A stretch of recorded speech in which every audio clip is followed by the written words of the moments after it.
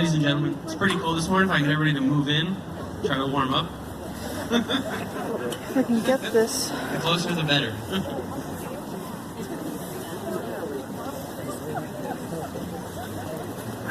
Great. Excuse me. It's the best I can make it. Today, we're here to celebrate all veterans who have at one point signed a contract with the U.S. government and all of its citizens to support and defend the Constitution of the United States. With this oath comes many experiences, some happy. I was able to travel to a dozen countries in my 4 years of service. Watching the sunset with helicopters flying by off the coast of Greece left me speechless. Others are more somber and almost unbelievable. Not to be gross, I know it's kind of early in the morning, but some of the things that I remember are having to pee in a tube that are buried in the ground because you don't have a bathroom to use. Another is stirring poop that's on fire, and that memory will be burned in my mind for the rest of my life. There are times that I still wake up and think about when our convoy was attacked. These four things are just a glimpse at what I and all other veterans deal with. A mix of emotions that are hard to speak on and can at times be frustrating to convey. However, the experiences don't end when your active duty does. This weekend, I was able to attend a bus trip with veterans from different conflicts, where we went to West Point to the Army UMass game, and on this bus of strangers, I felt like I was with family. To the people on that trip, all veterans present, and those that can't be with us, I say thank you to start this ceremony. First, we'll have an opening prayer by Pastor David Anderson.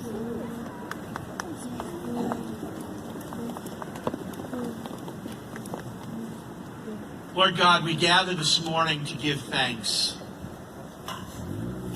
We have gathered to give thanks and bring honor to those who have served our country. Around us in this crowd this morning are those that can teach us the definitions of the words honor and courage, service and duty and integrity. We thank you for the years and years of service represented by those here in this crowd this morning. We thank you for the many corners of the globe in which these men and women served with distinction.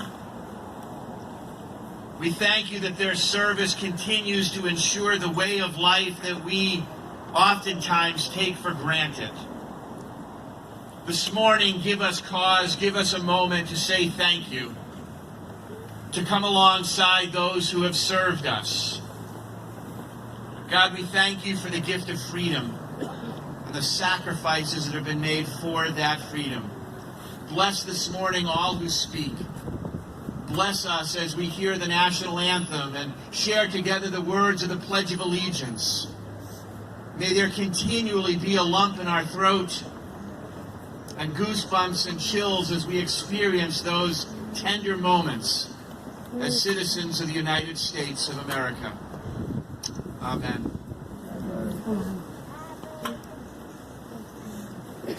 Thank you. I'd now like to welcome up Pack 35 to say the Pledge of Allegiance.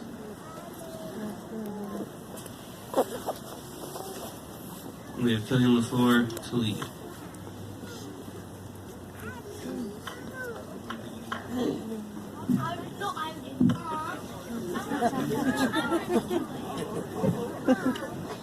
Please join me in the Pledge of Allegiance.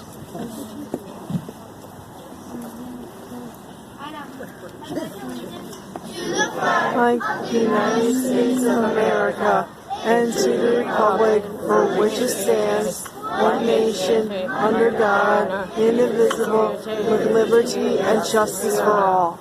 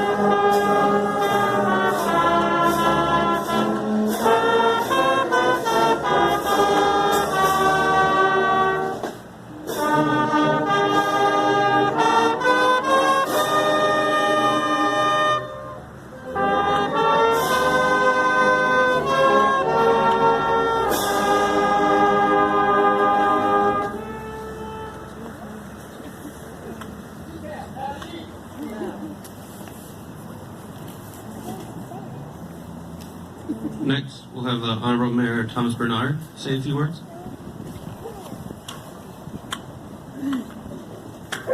Good morning.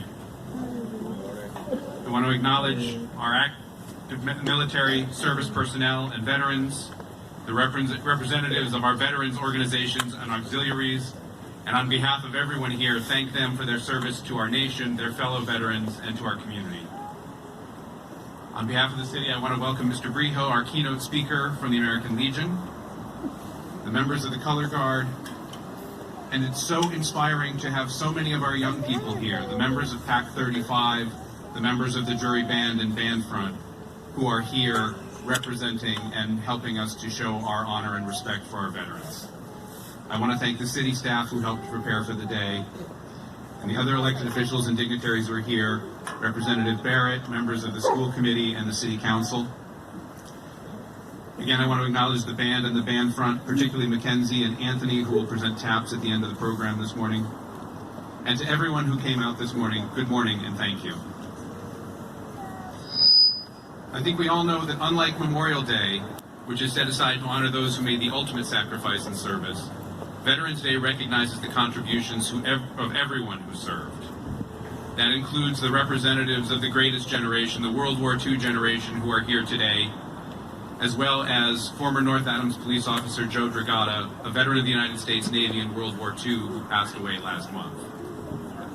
And it does also include those who made the ultimate sacrifice. Army Sergeant Peter Foote, who lost his life in service in Vietnam in 1968. Army Specialist Michael DeMarsico, who lost his life in service in Afghanistan in 2012. And every name behind us on our memorial wall. Their service reminds us all of our shared responsibility to honor and care for every veteran and every active service member.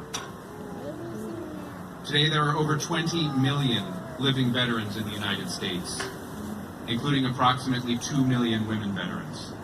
Some of them are here today representing our auxiliaries. Thank you. Recently, Massachusetts Senator Elizabeth Warren was among a bipartisan group of senators who introduced a resolution to honor women veterans. The resolution stated in part that women veterans of the armed forces, and I'm quoting, have served the United States with honor and distinction, yet the service of those women is often forgotten and they become invisible veterans. It goes on to note they have made the ultimate contributions to the United States since the American Revolution, and concludes saying that all women who have served in the armed forces throughout our nation's history, whether at the front, in support positions, or behind the lines, or here at home, have marked a trail of honor for those who will follow him. So again, let us all stand today resolute in our commitment to serve and honor all veterans. Thank you.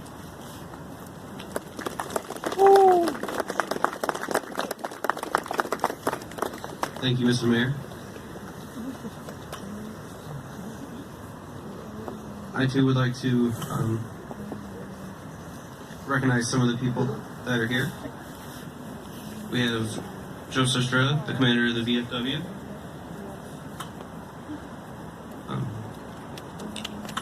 Some of the people could not be here today due to work conflicts and other things, which would be Tom Lucier of the American Legion, Ed Denault of the Vietnam Veterans Association, and Louis Florini of AMVETS.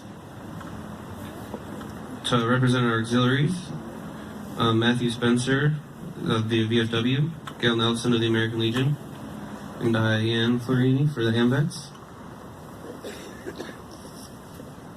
We do have 2 United States Navy veterans from World War II present with us that I know of, Bob Nichols and John Cadoti. If we could get a round of applause for them.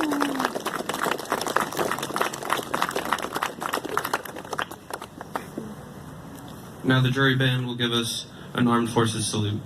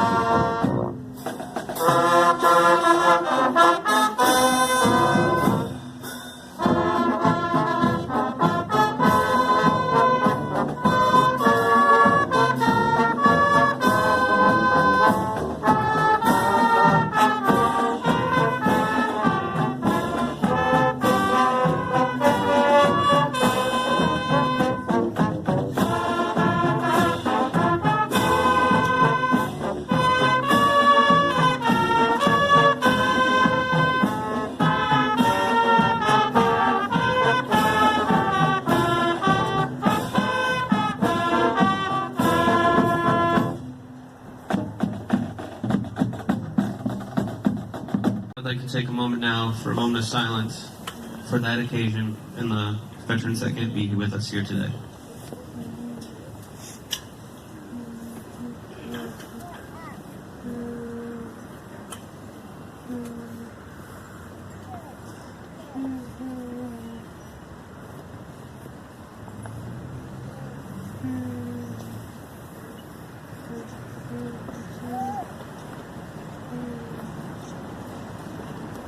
Thank you. We will now have our keynote speaker, James Brio, National Executive Committeeman of the Department of Massachusetts for the American Legion, who is a U.S. Air Force veteran, who has been a member of the Legion for 31 years, holding various offices and committee positions.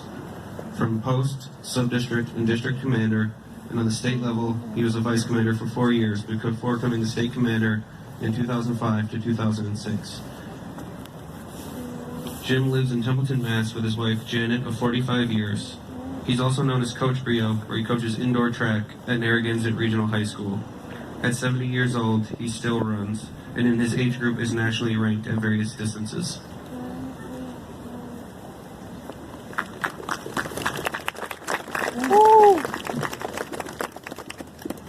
Thank you. Today is the 100th anniversary of what is known as Veterans Day.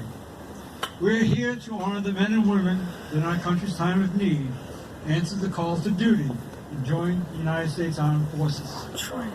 We call them veterans. Today, less than 1% of our nation's population is serving in the military. Nationally, our veterans population is about 9.18% of our total population. You, the veterans, are the country's best 10%. History shows us that most of us were teenagers. Some were students when we left school. Others left early to join the war effort. Others had just graduated from high school. They raised their right hand and recited the oath of enlistment.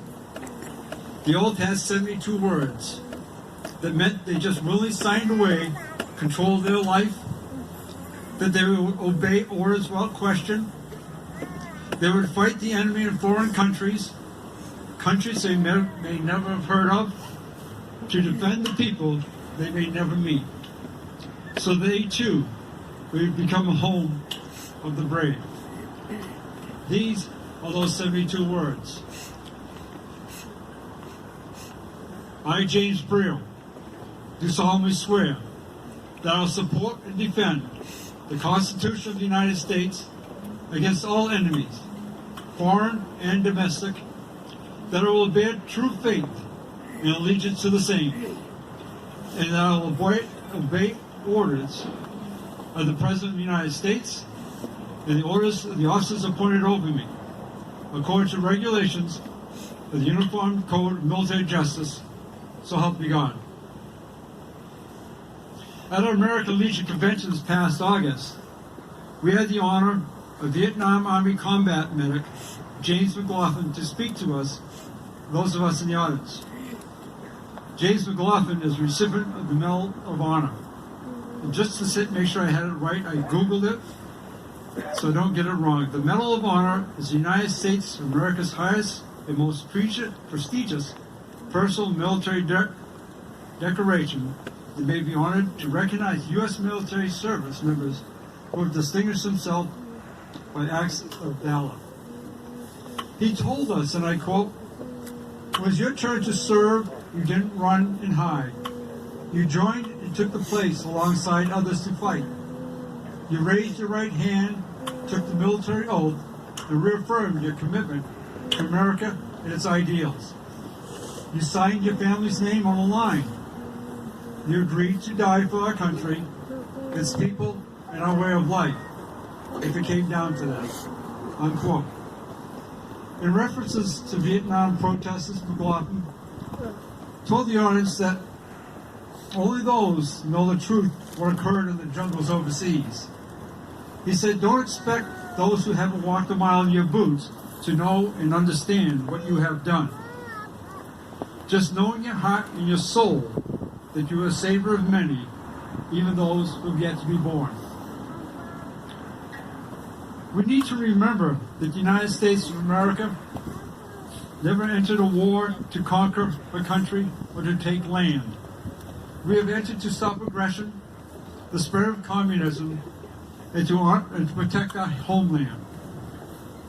The Vietnam veterans did accomplish their objectives in Vietnam, as did those who fought in Korea, World War II, World War I, and those who have been serving since that fateful day on September 11, 2011, when the Twin Towers were struck. McLaughlin, a high school baseball coach, assigned an acronym to all those brothers and sisters who have made that vow of service. He said, "I'm here to tell you that you took the biggest test of your life, and you aced it. You played the toughest game of your life, and you won. You've officially become an ABA.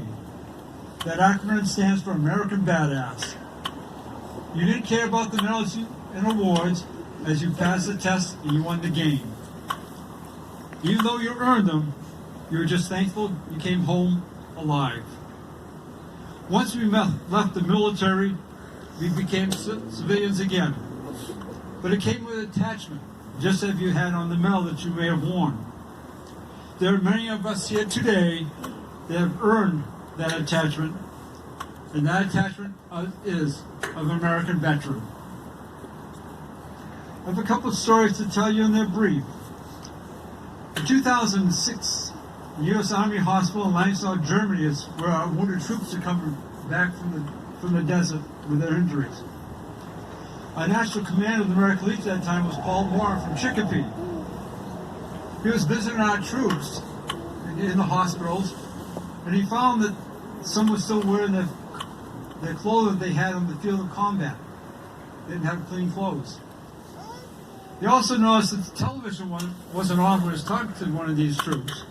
They said, and as he was leaving, "Would you like me to turn the television on for you?" And the soldier replied, "No, don't bother, they don't work anyhow." So Paul, being Paul, he went to see the two-side general directly and asked for answers. I'll paraphrase what he said to the general, or what the general said. He said, "They don't stay here that long, so it's really not that big of a deal to have the television working and having their clean clothes." And Paul, a Spec 4 in the Army, told his two-side general that this was not acceptable. And he said, yeah, the general really wasn't happy with that comment.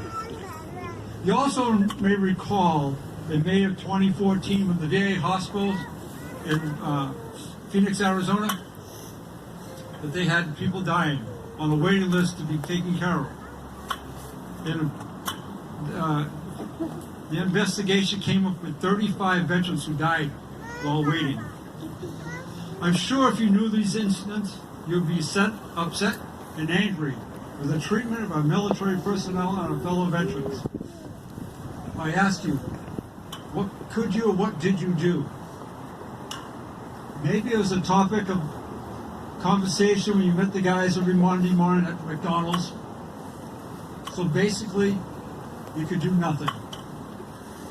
No one's going to hear your voice on that Monday morning roundtable. When we were in the service, part of our job was to have your buddy's six, and he or she was to have yours. I have two cards in my pocket. One's American, it's a VFW card, the other's American Legion card. With these cards, I have a voice. I have a voice as one, National Commander Morin was back in the American Legion with 2.3 million membership holding cards. Within 2 weeks of this incident at that hospital, they had working televisions and clean clothes for everyone. Our voice was also heard following the Phoenix hospital scandal. Dan Dellinger, the American Legion commander at the time, was representing 2.1 million members of the American Legion. When he asked for he did not ask, he demanded the resignation of the Secretary of the VA, Eric Solinsky, and two undersecretaries. Within 3 weeks, they were all gone. Again, this would not happen without the backing of the card holding members of the American Legion or the VFW. Here's the problem. If you listen to the numbers, you heard the American Legion membership has dropped. Had an all-time high just after World War II of 3.3 million members. 25 years ago, in 1994, it was down to 2.9 million. As I stated in 2004, it was 2.3, and today we stand at 1.8 million. Our numbers are getting low.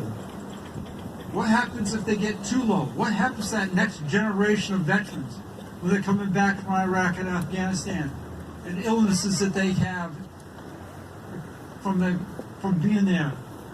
As we just now finally won the battle for those Blue Water veterans that served in Vietnam. Vietnam War ended 44 years ago last week, and just now those veterans are getting service starting January 1. What is going to happen when the membership and our voice gets very, very low? And the membership card is not that hard to get. I urge you to get one. It costs about the same as 10 stops over to Dunkin' Donuts, or maybe 3 stops at Starbucks. As the mayor said, we have over 20 million. I have 18.8 million in my research in this country.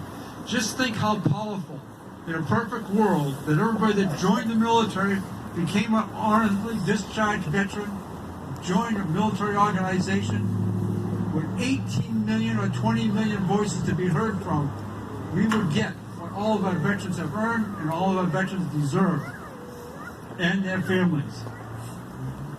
Again, please have your voice counted by joining a military organization. As I wrap it up, I want all of the veterans, I've seen you on the parade route, I've seen you marching, I want you up front. This is not a request, it's an order. Let's move! Up front, all of you, come on out.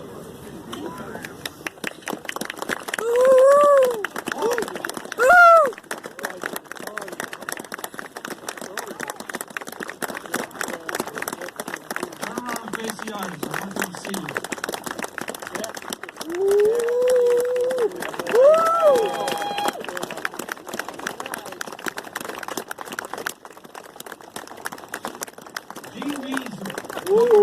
El Salvador spoke on Veterans Day in 2018. I think this is probably the best way to describe those men and women that stand before you. He said, it takes a special kind of person to heed the call of service, to stand your ground when others seek shelter, to face unmentionable danger so others can stay safe. End quote. To all of you military personnel and our veterans, thank you for our service. Happy Veterans Day.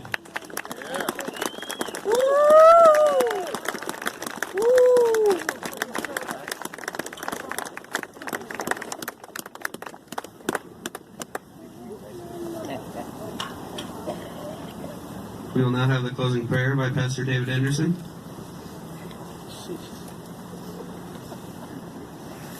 A couple of quick thoughts before I close in prayer. As we were getting ready for the Pledge of Allegiance, we had an exciting moment. Our scouts are up here jockeying for position to be the one that was going to lead the sharing of the Pledge of Allegiance.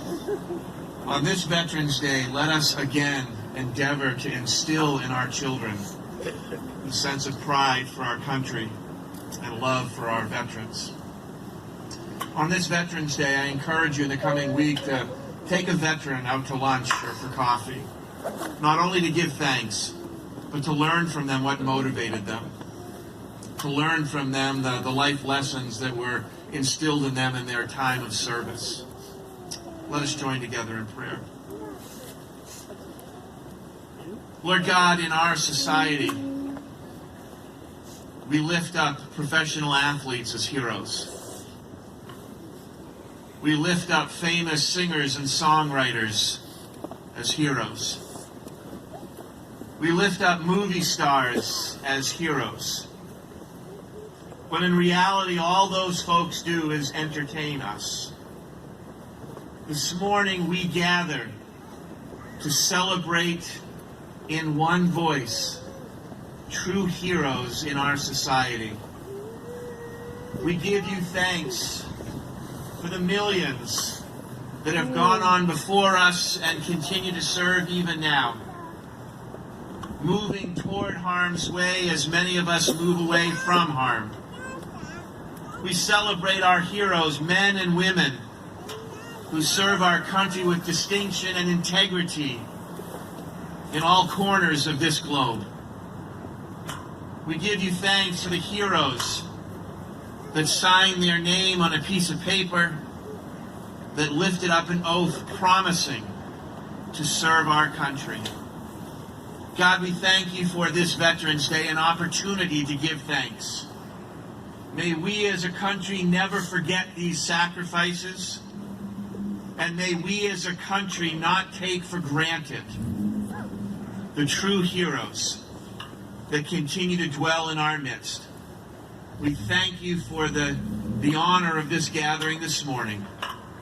We ask and pray all of these things in Christ's name. Amen. Amen.